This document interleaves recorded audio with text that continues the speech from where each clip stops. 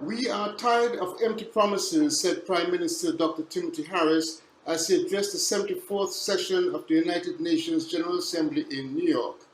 Prime Minister Harris was referring to promises and pledges made by developed countries on matters of climate change and disaster recovery in developing countries.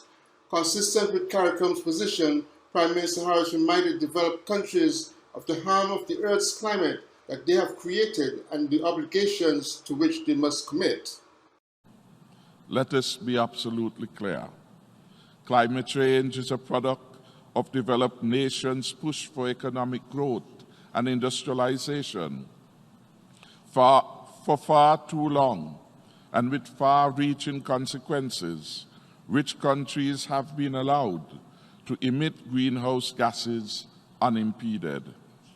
Yet the brunt of climate change is borne by developing nations.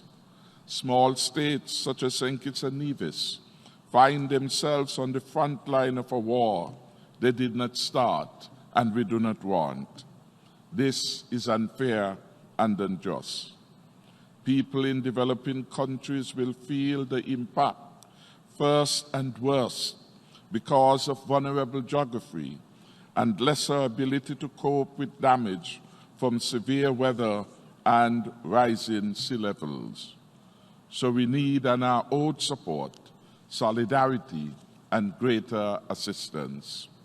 The St. Kitts and Nevis Prime Minister gave his support to the establishment of a small island development states foundation, a practical means of addressing climate-related challenges faced by states, as he expressed the frustrations of island nations.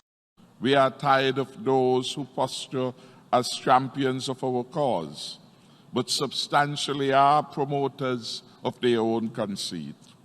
We are tired of the agencies whose brokerage of climate funds is more centered on implementation fees than on adaptation impact.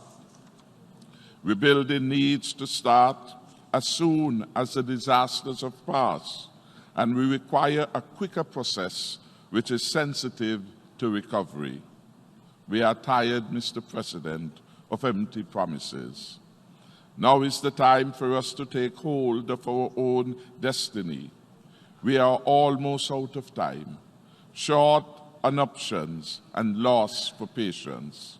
Prime Minister Dr. Timothy Harris at the United Nations General Assembly. Jan Bark for SKN Newsline.